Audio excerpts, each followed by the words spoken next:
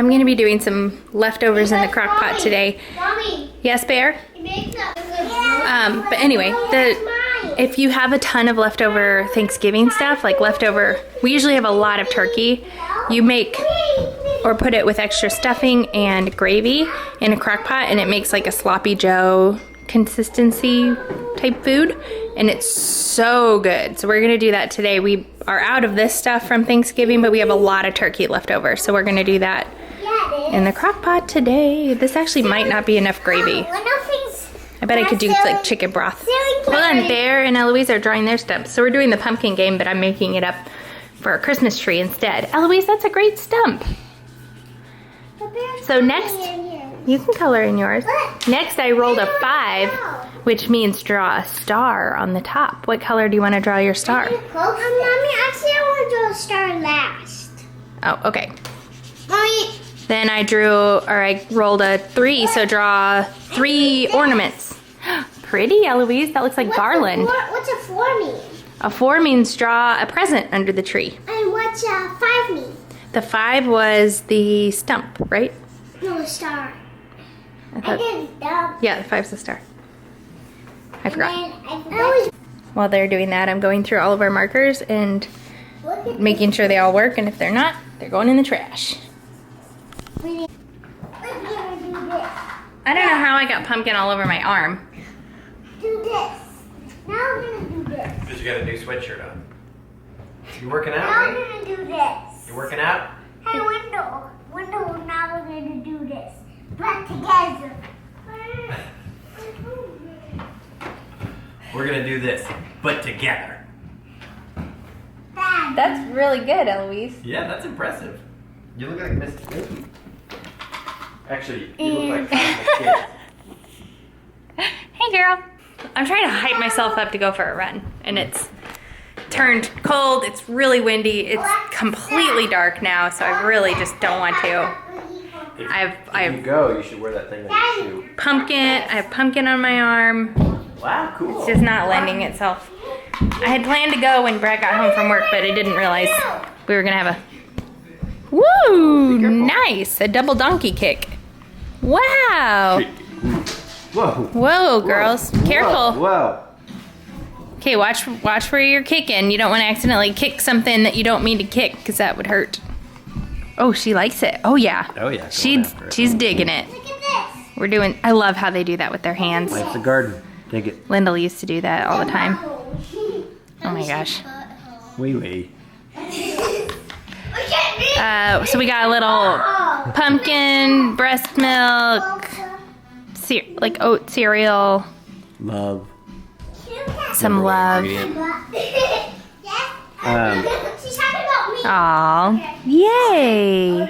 When your 2 4-year-olds and 3-year-old make sugar cookies, make and decorate sugar cookies, it's always a gamble when you go to taste one. Especially when you're not there for the process, so I have to be very trusting. They're good though. You want one? I already have one really. Oh. Well, decision made. I'm filling out the paperwork to go back onto active duty. Oh my gosh. Do you think that all of our indecision and all of our setbacks led us up to this moment? I mean, that's what it seems like. I don't know how else to look at it. Hey, you didn't talk about your meditation that you did 2 minutes. No.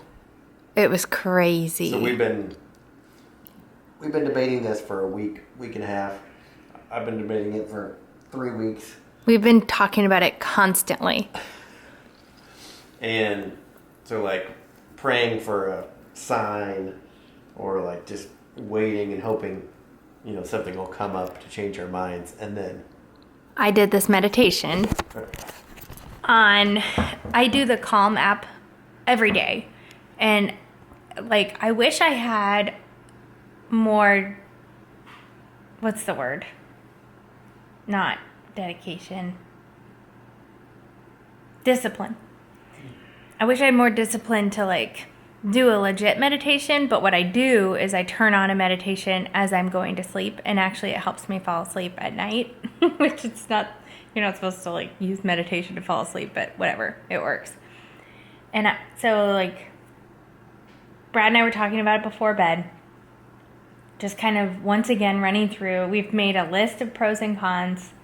Like we've done everything we can think of, and now it's just like about making the decision, which I think in our hearts we both know what the right decision is for like the long future. It's just a hard decision to make because there's some sacrifice for the immediate future.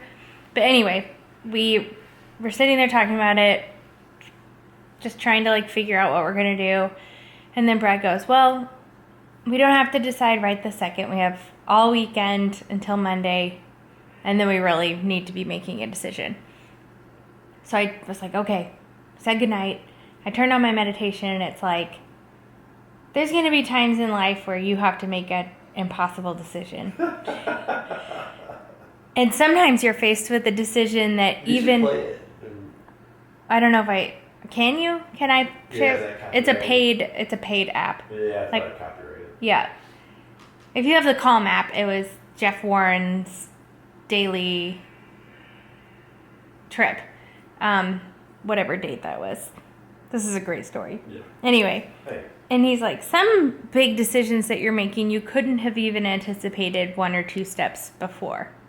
And it's like, oh my gosh, like this wasn't even on our radar until like we became aware that November 10th, I got an email. November 10th, they're asking reservists to come active duty. I guess at any point you could just do that, right? You could just go back active. No, that's the thing about optometry.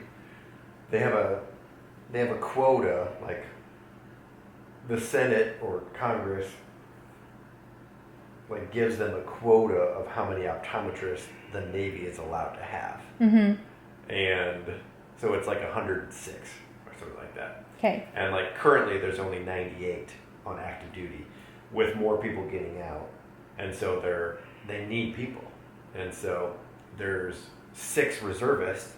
So they asked us to come back to active duty. There's only 6 reservists? No way. Yeah. There's only 6 optometry reservists. Have you been chatting with any of the other 6? They need all of you, I mean, they would take all of us. in theory. They at least need 4 because they have 4 areas that needed an immediate person. Wow. Hey, is that the milk? Yeah. I found it. We thought we had a lost milk. Squirrel. So anyway, I'll submit my letter of intent or my application. I still have to, it's not a for sure thing. Like it still has to be approved. And so I'll submit that tomorrow. But if all the slots were filled and you were a reservist wanting to go back active, you wouldn't be able to. That would not be an option. Correct. Yeah. As an optometrist. Right. There's like other things you can do. Like they're always asking for people like to come do like what's called a PAMI job, where basically you're kind of like a strategist, more paperwork, logistics. Mm-hmm. Like they're always looking, you could just go to PAMI school. PAMI school's like a month or whatever. So like any officer can go do that and then go on active duty. Okay. So you could do stuff like that. Gotcha. But for like this specific case, you have to be an optometrist, you have to be credentialed, and then you can go back on active duty. I see. So you have to be basically actively practicing. Gotcha. Not necessarily actively Well, practicing. at least but- credentialed. Yeah. You wouldn't likely keep your credentialing if you weren't practicing. I guess maybe you would. Right. That's going to be my decision because, so when we figure out exactly where we're going, I'm probably going to call around and see if there's any kind of fill-in job I could do, or if there's anybody that wants somebody like 1 or 2 days a week, kind of like I'm doing right now. I would love to like keep my skill honed, and just work a little bit. But this is also like a precious time for our kids. Just take a year off. I could just take a year off, but I would want to keep my license active and all that. Well, you just renewed your license, so you're good for another 2 years. True. Florida is notoriously hard to get licensed in. So as an optometrist, you have you have to obtain the state's license, and every state's a little bit different on what they require of you to get your license. Missouri, there's like a 40-question online test. It could not be easier. Florida, part 1 of our national boards was ridiculously hard. Like, we had to study for months leading up to it, and it was a 2-day test all day for 2 days. Just really hard. Pass rate of like, what, 70%? Yeah. So, no, I mean, that's a lot of people that fail it, though. And Florida's state license is, people compare it to part 1 of national boards. And you have to go in front of a panel, I think, and you get like drilled. Really? Yeah. Oh, I think, maybe not. For some reason I was thinking that was part of it too, but so anyway, Florida is notoriously difficult to get licensed in, and it would just not be fun to do that, especially if I were only going to be working PRN. But where we're looking at being is really close to Alabama, so I could just practice over in the Alabama side. You also may get like reciprocity if you are a military spouse, and like that may be a extenuating circumstance where they would let me, as long as I have an active license in some state, they may accept that. But I can't see Florida doing that. Yeah, I don't know. I don't know. They just don't want a bunch of ODs retiring there and saturating the market, I guess. So they just make it really hard to get licensed there. So they are eliminating that situation. But anyway, we have a lot to think about.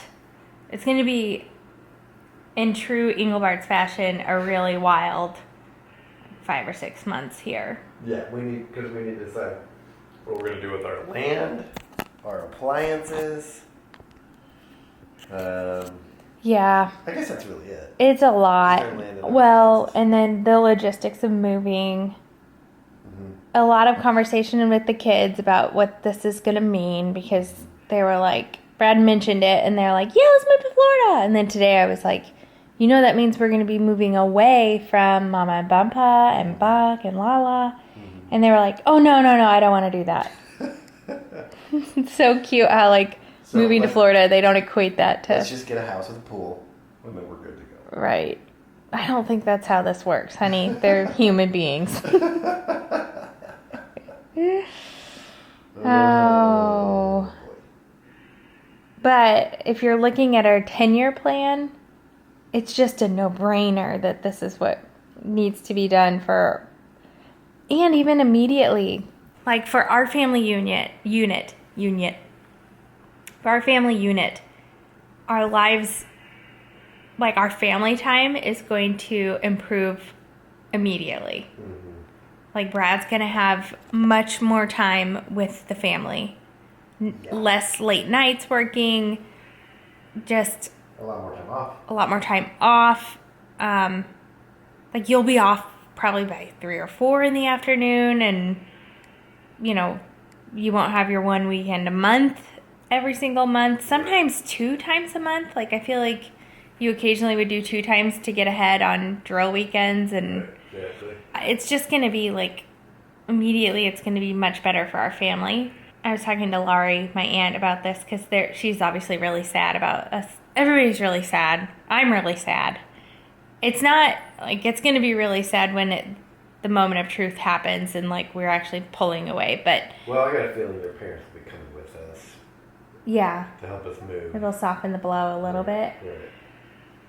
I just remember like a picture came up on Alexa earlier, and it was when we first moved back here, and how sweet that was whenever we had been gone for 4 years and we finally moved back and we're just like back around my family again. It was like such a moment for me, and now we're like coming to the point where we're moving back away very far. Uh-huh.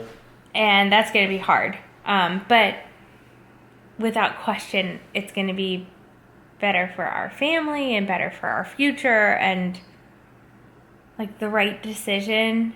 And I think that we'll still see my family a ton. Like I think we'll travel quite a bit. And if I'm not working full time, which I was in South Carolina, I definitely won't be working full time. But Like, Brad and I were talking about how he and the kids and I could all fly here, and then Brad could go back to work on Monday or whatever, fly back, and I could stay a whole week, and then my mom could fly back with us, with all the kids and myself, and like the kids and I can stay here for extended periods of time.